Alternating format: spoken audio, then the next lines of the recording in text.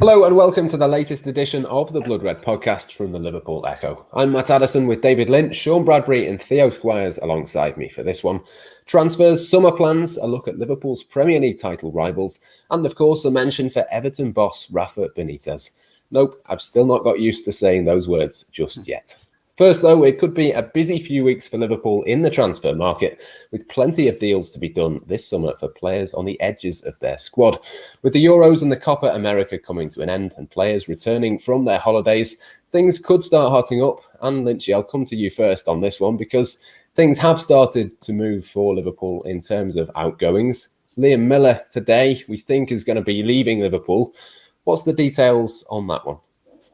Yeah, so it's a 1.5 million euro deal with Basel, the Swiss club. Not a huge sum, obviously, but not a player with a great deal of first team experience. He's had a couple of loans, and I think he joined the academy, didn't he, in 2016, and has only had one look in the FA Cup. And I think this has been coming for a while, but I think it's more evidence of Liverpool's system. The system of just raising money through their own academy. We've had him in the academy for 5 years. He's only managed one first team appearance, but he's had a couple of loan spells where he's scored goals, done well enough to earn himself a permanent move elsewhere. And it's just, it's more money in the kitty, isn't it, for Liverpool? And obviously they'll hope that the start of a few players moving on the fringes of the squad. Yeah, we're going to get into a few of those players who could well move on, Sean. But just in terms of Liam Millar, I think, as Lynchy says, it kind of speaks volumes really for the system that Liverpool have in place, not just their recruitment, but their player sales as well. There's a sell-on clause here. It is a decent fee for a player who, let's be honest, was nowhere near being a regular for Liverpool's first team. It's just another example, really, of Liverpool making the most of what they have, really. Yeah, absolutely. And, I think you look at Liverpool's recruitment in the FSG and I suppose the Edwards era, and obviously we all think back to the likes of Coutinho, that huge deal that effectively saw Van Dijk and Alisson brought into the club. A massive deal where you'd say Liverpool clearly got the best of it over Barcelona. But I think it's these ones, isn't it? It's the smaller ones where hard ball is played at the lower end of the scale, where Liverpool really earn their corn. I think there's absolutely no way you can guarantee, and realistically, you can't build a transfer strategy around selling a player at the maximised fee that Coutinho went for every few seasons. Perhaps you can try and do that a little bit, but really, it's what we've seen with the likes of Jordan Ives, Solanke, Brewster. Maybe you could start to say he's in that category. Although there's the cover there of the buyback clause, isn't there? In case he kicks on and kicks into gear, and Liverpool still fancy him one day. But yeah, Millar and a few others. I think the fees that they get this season, especially in this COVID climate, will be massive really for Liverpool, and to some extent will determine whether they can bring in a couple of extra players to just beef up certain areas of the squad. But yeah, we've seen it time and time again, and I just think it's almost it's not even the hidden backbone of Liverpool's strategy, is it? It's right there in plain sight, but they keep extracting good value for players on the fringes of the squad. Yeah, so Liam Millar is unlikely to be the last player out of the door either, Lynchy. I mean, there's been a few players that probably need to move on this summer, as we've sort of spoken about there. And I suppose we should probably go through each of them. We'll start with Divock Origi. I mean, it's been reported potentially that Liverpool might look for sort of 15 to 20 million pounds for him. And that kind of seems logical. There's some suggestions this morning that it might be that Liverpool want to keep Origi, but it's not quite how I read that situation. Yeah, I think suggestions that they're happy to sort of keep hold of him and they don't want to sort of weaken the squad. I don't buy into that at all. I think the very fact that Liverpool are putting a price out there for Origi and that 15 million mark is being mentioned as the lower end of things. I think that's very much a bargaining position. I think Liverpool know that Origi will want more game time going forward. He's at a point in his career now where he could do with playing more regularly, and I also think Liverpool acknowledge that they need a backup who's maybe a stronger player, an improvement on Origi, because I think the lack of game time in recent years has sort of hampered his progress a lot, hasn't it? And he probably looks back on that contract he signed after the Champions League win with a little bit of regret maybe. So it's he's there's potential there for Liverpool to raise more money, and I think it's again one of those where I think both club and player would acknowledge that a move will suit all parties, and I think maybe 15 million is a little bit ambitious and they would probably struggle to get that. But I think in reality, if Liverpool get a deal that's anywhere around 10 to 12 million with some decent add-ons, maybe throw in if you're at the 10 million end of things, I think Liverpool would do business then. And I think Origi knows that his task this summer is to come back to Liverpool essentially with a move agreed and something they would, a bid basically that they would like to accept. And I think, I think that's one that, might take a little bit longer in the window to resolve. But I think it's one that will be resolved. I think both sides will push that through, and Liverpool know that they need to start building towards what the future of that front three is going to look like, and maybe a Jota style signing towards the end of the window to replace someone like Origi. It kind of feels like the right time, doesn't it, Theo, in terms of obviously the player himself moving on. We know what happened in the 18-19 season. He had his moments, signs that new contract, and it's not quite worked out for him since. It kind of feels like, as Lynchy says, as much as it's the right time for Liverpool to move him on, he's at that time in his career where he really just needs to go and play regular football and get opportunities that you just can't really see happening for him at Anfield this season. I'd say it's almost too late for him, actually. The fact that he probably should have gone earlier. Like, he didn't really do anything last season. He showed glimpses the year before, but the fact that he managed to fight his way back into the Liverpool team so effectively in the Champions League winning year, it was sentiment that he got that new contract. He probably should have left off the back of it because he wasn't going to top that. He was never going to get game time he deserved or he wanted at Liverpool. And he's just had year after year of warming the bench, getting the odd game here and there. And he'll get purple runs where he does go and score a few goals and he makes a name for himself. But he's never done it consistently. But he's never had the consistent game time to be able to go and do it. And it's a chance now where he can go and prove himself. Like, he's missed out on a European Championships here by sitting on Liverpool's bench and not getting the game time. So he really does need to move on and make a name for himself elsewhere and prove that the player that can get these match-winning goals against Barcelona, score against Borussia Dortmund and all this, that he can do it on a weekly basis in a league, well, a major European league, whether it's a mid-table team, a team pushing for Europe, because we all know he's got the talent there. We know he's got the ability. He's shown it when he has had those brief moments for Liverpool. He just needs to be in a team where he can have a 38-game season and be trying to push 15, 20 goals. He's not going to get that chance at Liverpool, but you can say that about so many players.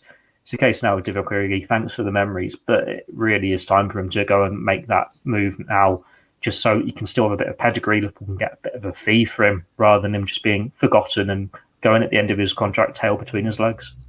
I suppose the big question, though, Sean, is who comes in for him. Even at sort of 15 million, that's considerably less than what Liverpool would have wanted for him, say, 2 or 3 seasons ago. There's not really been a huge amount of clubs linked with a move for him either. It's sort of one of those that it's all right to say that he should move on, but there has to be that interest there from someone, and Liverpool have to get an acceptable fee in order for that to happen.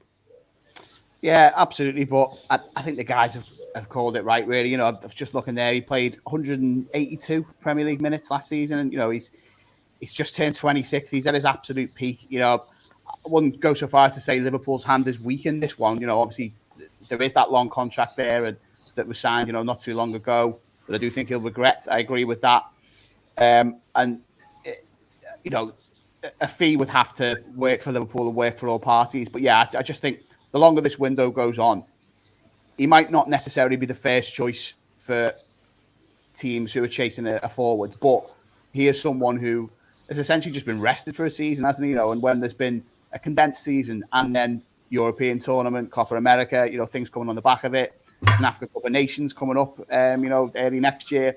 I think he's someone who you can make the case for being a fairly attractive option. And, I wouldn't be surprised if Liverpool, towards the end of the window, maybe did get somewhere near that 50 million we're talking about, because I don't think you could say clubs would have to be desperate to go for Origi. I don't think it's that bad at all. There were understandable reasons why he didn't really get a look in for Liverpool last term, not least Diogo Jota's arrival and other options up front that, had primacy in the squad over Origi. So, yeah, I think absolutely the right time for him to go. And I don't think all hope is lost of Liverpool at least getting a decent fee for him come the end of the window. I think just to come in on that, just in terms of potential destinations, Wolves get mentioned a lot, and they have had in the past an interest in Origi. Even when it was around the 20 million mark was getting mentioned for him. And I think, you look at how their season went last year and how much they missed Raúl Jiménez. and how much he could have done with the backup centre forward who would have been ready to play those games and play in that system, has the physicality there to be that hold-up man as well. I think that would maybe be a sensible deal for them to maybe do as Jimenez comes back hopefully next season, to have Origi there as a backup and not put too much demand on him. I think would be a really sensible move for them. And I was going to add on to that with you must be hoping that Nuno's interested in him, because if Spurs have a nightmare of a summer, Harry Kane goes right at the end of the window and they've got money to burn, but no one wants to join them. You could manage to get an extra 5-10 million on that fee, just hoping that Spurs are in this desperate Tottenham stage that we've seen them do time and time again, and they have to go, we'll just take Divock Origi because we can get no one else. Is he almost the prime example then, David, of Liverpool just needing to be a little bit patient? I know obviously there's quite a long list of players that they might be happy to let go, but you kind of can see maybe one or two of them happening a little bit later on in the summer. And if that is the case, then Liverpool will kind of just have to go, well, so be it. That's how it is. Yeah, I think that's always how it works for clubs of this stature who are trying to move on fringe players. It's always those sort of deals always sort of tend to be towards the end of the window, just because you need to do the dance, don't you? I suppose, of pretending you'll only accept a certain fee and generating that interest, and clubs having maybe alternative targets who they end up maybe not getting. So it's I think it's going to be the same with a lot of Liverpool's fringe players. Is see what happens towards the end of the window and just wait in there. I think a lot has been made about Liverpool needing to sell to buy. Again, I think that's something that's sort of overblown. I think there's going to be a lot of anger generated possibly between now and the end of the window. I think people need to just be realistic about how this is going to work, in the sense that I think Liverpool, it's not necessarily have to generate the funds, but they also know that they can't have this massive squad. They've only got so many Premier League spots for homegrown and overseas players, for example. So I just think it's one, and it's dictated by the likes of Origi and Shaqiri, that fans are going to have to maybe be a little bit patient. These deals will probably get done. I'd be very surprised if a lot of these players don't eventually get their move away. And then there's, the consequence of that is going to be that there's probably going to be some deals done towards the end of the window in terms of incomings as well. You can't all do it in the first week of July. It just doesn't work like that. I think, and I think Origi's going to typify that. Yeah, very much so. I mean, Xherdan Shaqiri as well, Sean, is one that's sort of been linked with a move. A price has been set. And again, it's one of those that you'd imagine if that price tag is met, he will move on.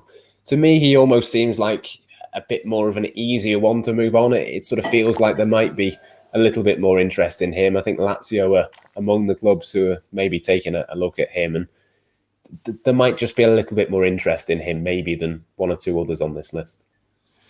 Yeah, still, proving this summer, isn't he, that he's an elite player, and he's doing it on the biggest possible stage. Which I always wonder how much does that genuinely help Liverpool in negotiations. If he scores a goal for Switzerland, does that really mean a couple more million on the transfer fee? I don't know, but it's useful, isn't it? It's a shop window at the very least. I do wonder with Shaqiri though whether you can look at it in two ways. I totally agree with you. He's a proven quality player who should interest a lot of teams really. And again, the same arguments in terms of Origi.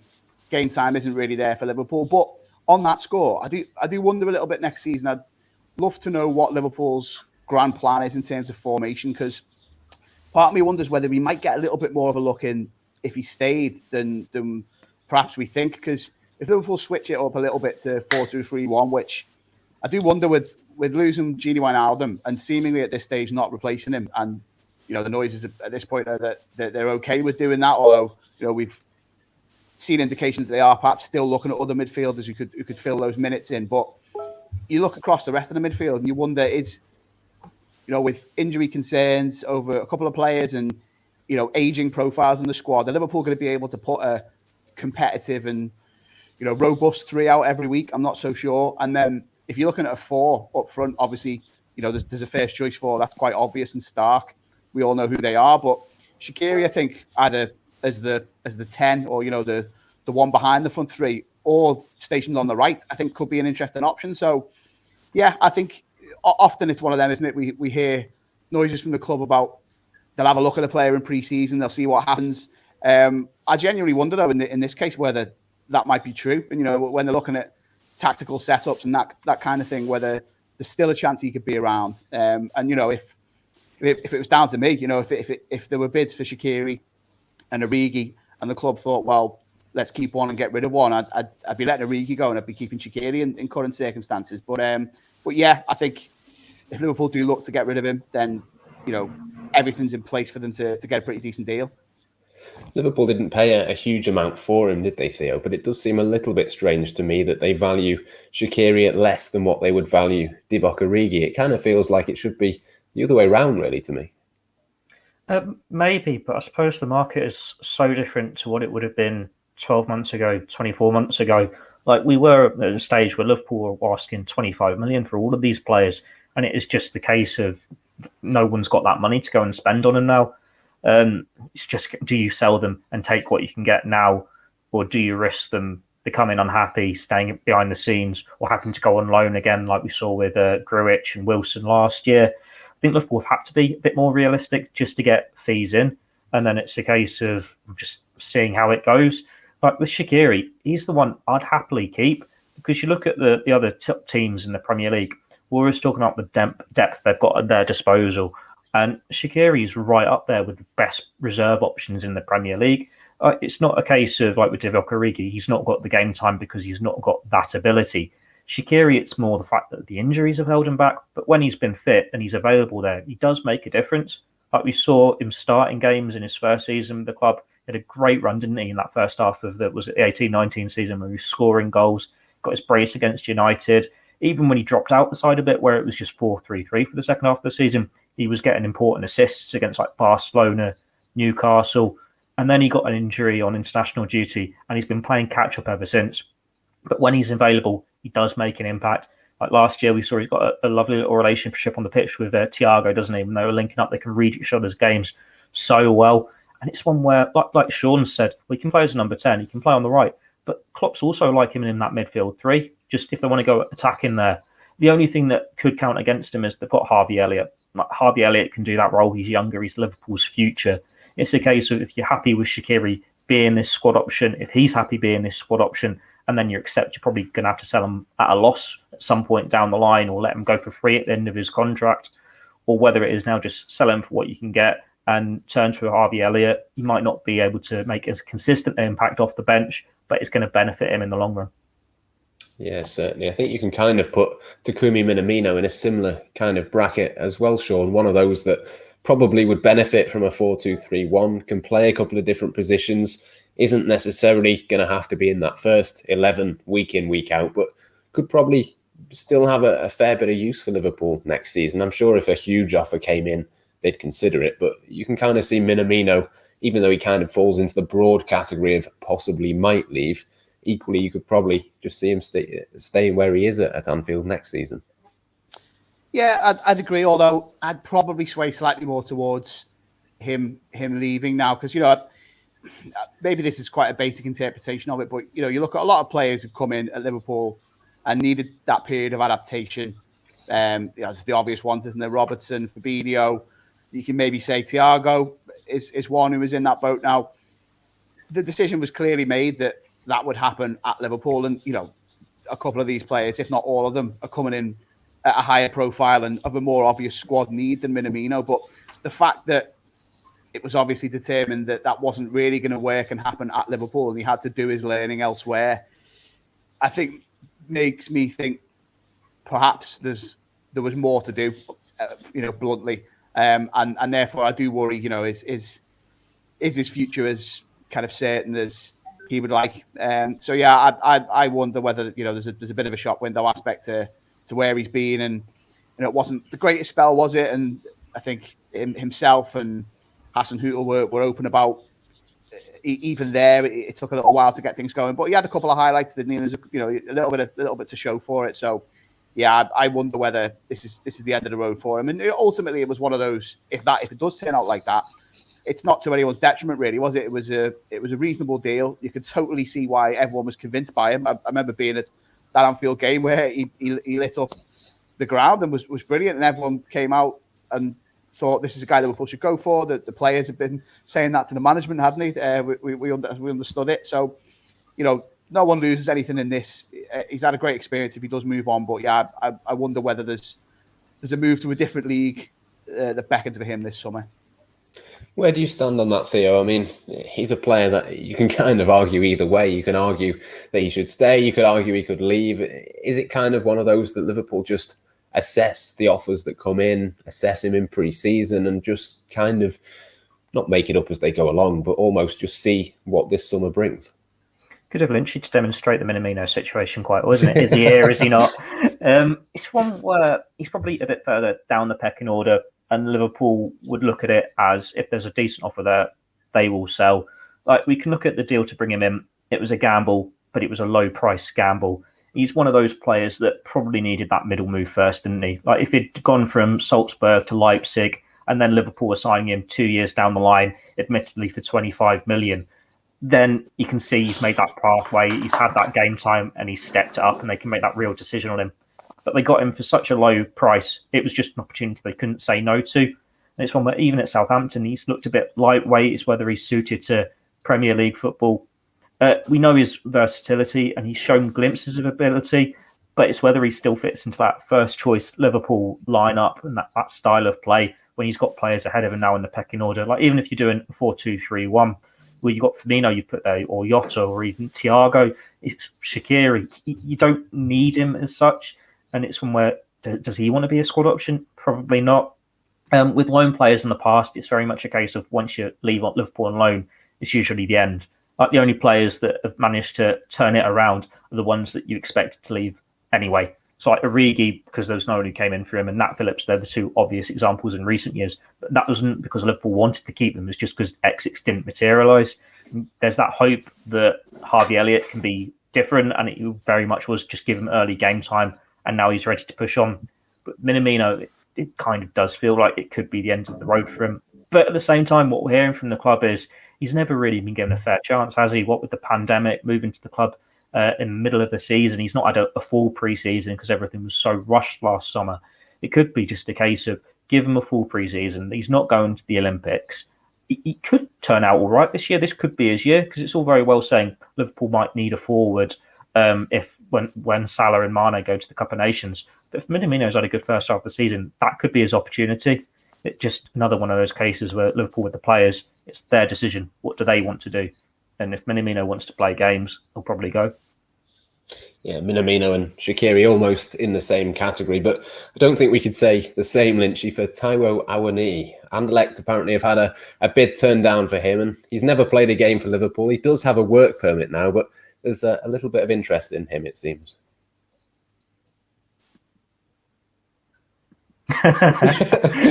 Okay, we'll transfer over to Sean for that one. Lynchy's internet connections not the best at this moment in time.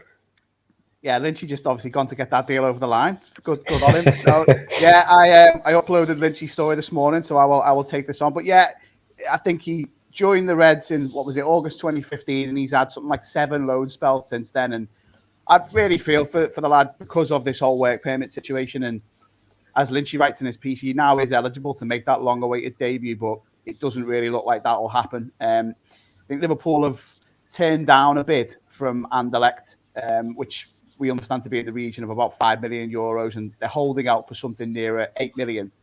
But from what we're told, potentially that could happen, because it sounds like there is a bit of interest, not just from Bundesliga and other countries where he's played and had a good impact and shown that he can be a decent player, but because now he's got this UK work permit, it sounds like there could be a bit of domestic interest. I think West Brom was one club we were told were interested. There was a small sniff that Rangers and Steven Gerrard could potentially be having a look, but I think that would be determined by the futures of other members in the Rangers squad. So, yeah, again, it comes back to what I was saying before. It's one of those where there's also been a suggestion of he'll come back and they'll have a look at him in pre-season, but you'd have to say, for all the reasons we've said pretty much about every other player in that position, and here's another guy you'd have to say is in a similar boat, that it's very unlikely that he'll be, stepping out for Liverpool next season or even be in the squad. And if somewhere, I would suggest between the bid that they turned down from Anderlecht and the 8 million that they're looking for, if the bid comes in somewhere in between, I think you'd be looking to compromise. And yeah, that'll be the end of his Liverpool career before it's begun, really. But at least he's had valuable experiences at lots of different clubs. he's very young still, isn't he? I think he's only 22, 23. So, lots of football. Let's have a look, 23. So lots of football ahead of him to be played. And yeah, won't be at Anfield, sadly, but all the best to him. Yeah, no, I'm sure he's got a future somewhere in the game, whether it's West Brom, whether it's somewhere outside of England. I'm sure he's one to sort of keep an eye on. As you say, he's been at Liverpool so long, you kind of just intrigued to see what he's like and see what Liverpool are missing almost. But if they do get a bit of money for him, Theo, that will probably just encourage fans even further that there might be another signing coming in at some point this summer. And there has been one or two links, but there's not been a huge amount of credible links to forwards and attacking players for Liverpool this summer. If they do get one done, you're probably just going to imagine it's going to be similar to Diogo Jota last summer. It kind of came out of nowhere. It was done very quickly, and it wasn't necessarily an obvious name. Taiwo, we hardly knew they. I suppose it depends. Like, it's a case of Liverpool are happy with that first choice 4, and then they've got Shaqiri, Minamino, Elliott as the reserve options there.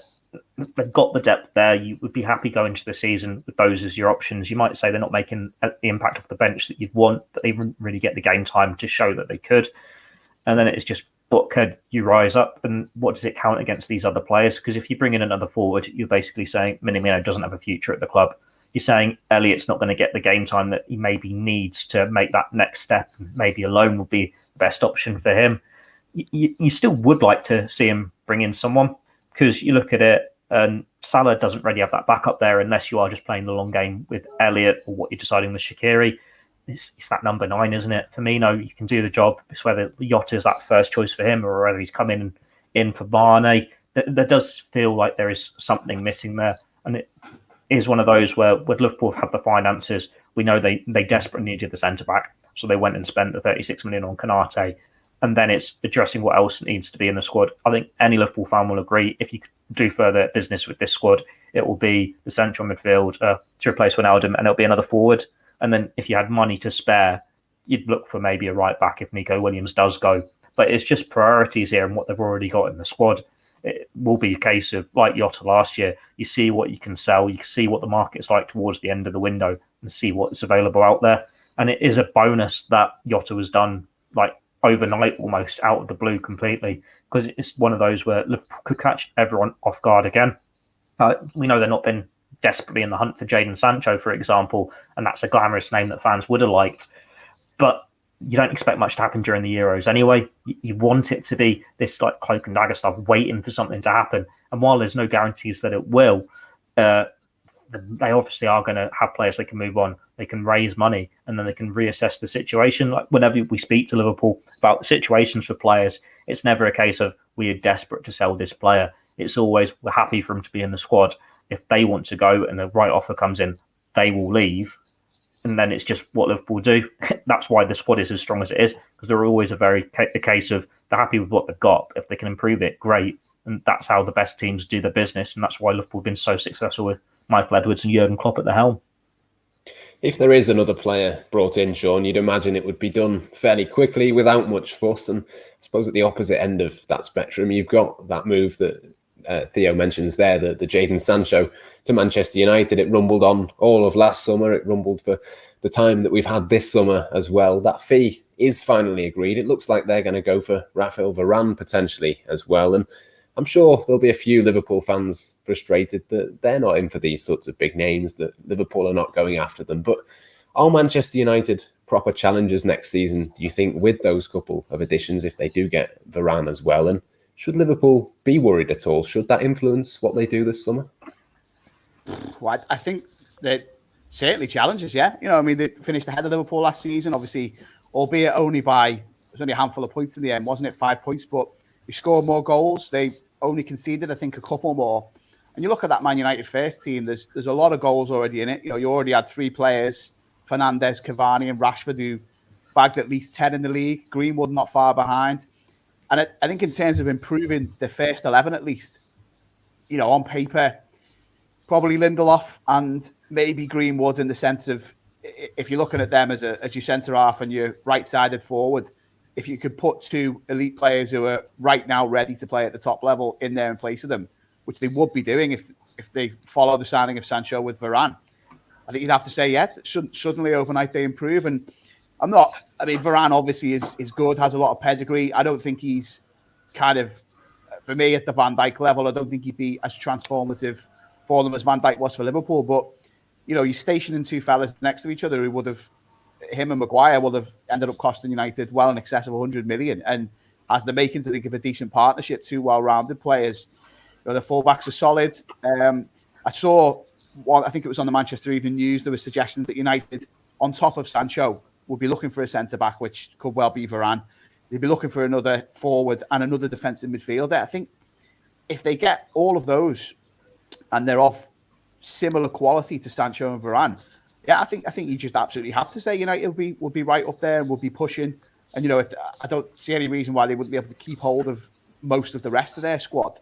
And Sancho especially, you've already got a front line that, in my view, is quite dangerous, is quite unpredictable, can line up in different ways.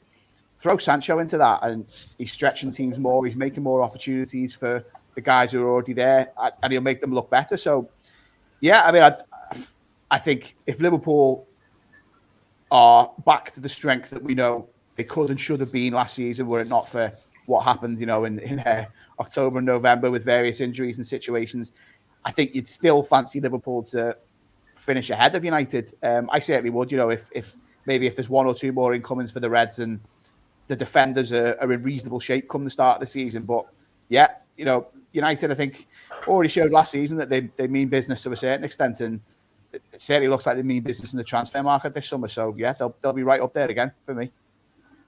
Yeah, a little bit of pressure, I think, on Ole Gunnar Solskjaer, Theo, to perform, but probably not as much pressure as there is on Rafa Benitez at Everton. We'll finish with a little bit of a talk about him. His move, obviously, to Everton has been confirmed, and it still feels a little bit strange. Where do you think they sit in terms of the sort of pecking order for next season? We know what their ambitions will be. Rafa Benitez at the helm, it's going to be an interesting one.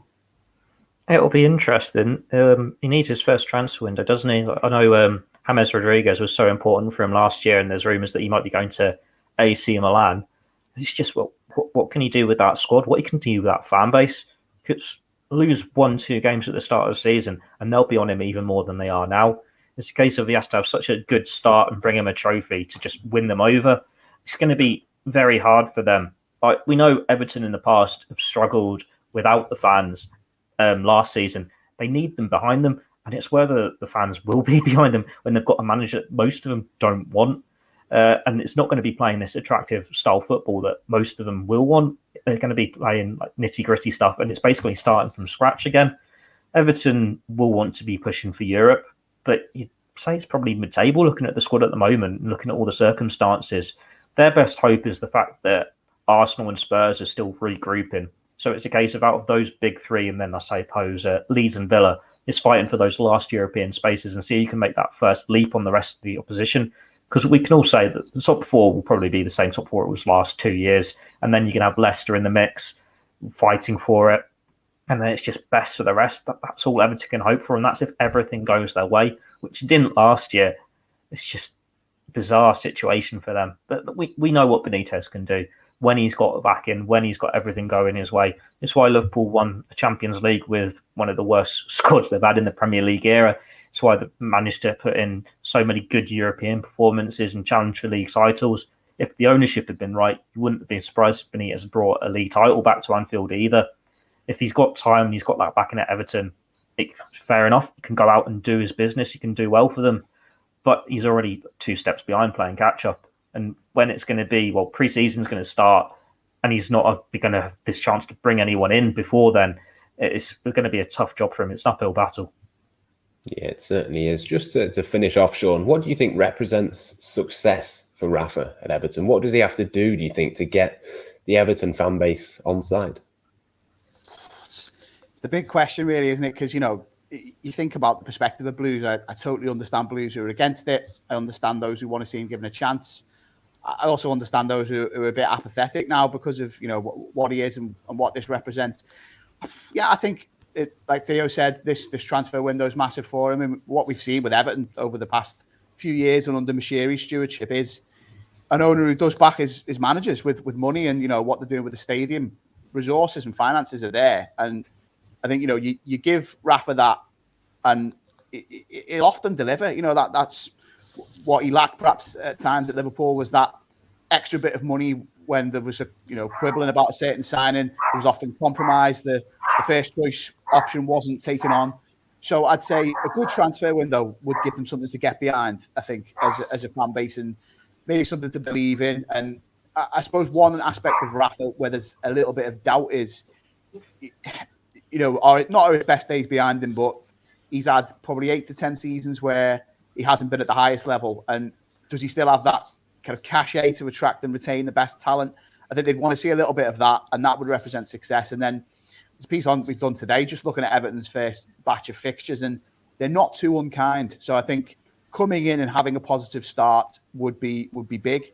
And then I suppose, the thing that Everton fans, I think, have got to come to terms with, really, because ultimately this is about them and how they feel. It's not about Liverpool fans, really. I suppose there's some who might think Rafa's tainted his legacy. I wouldn't agree with that necessarily, and I primarily put that down to the fact that, Liverpool and the ownership kind of tainted Rafa's relationship with the club, in my view, towards the end of things. But I suppose it's how he deals with Liverpool. I was out with a few mates at the weekend, and one of them was put in the hypothetical situation of Liverpool beating Everton in a derby at Anfield, and the cops starting to sing Rafa's name.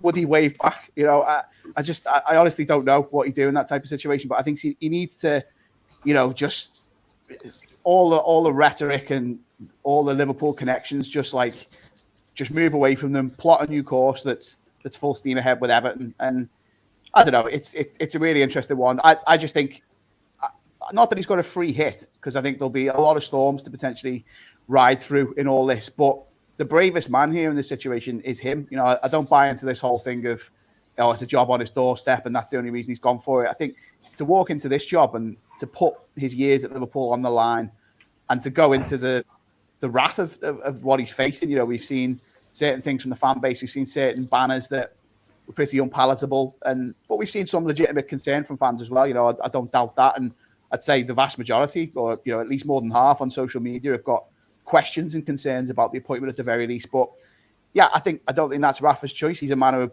applied for a job and was given it. So if it doesn't work out, it's kind of on the owners, really, and the higher ups at Everton and the decision they made. But it's so weird. I think the conditions are there for it to end in tears quite early.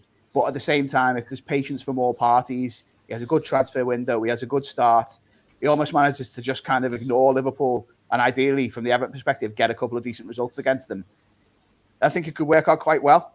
He's probably the right balance of manager, if you disregard the Liverpool associations that they've been looking for a long time. They've tried everything, haven't they? They've tried up-and-coming managers. They've tried and tested managers, if that's what you want to call Sam Allardyce. They've tried the Hollywood option of Carlo Ancelotti. So I'd almost say Rafa's a middle ground of someone with a bit of status still who can build a project, can make teams hard to beat. So, yeah, over to him now. And as Carragher said, get the popcorn out, because anything could happen here.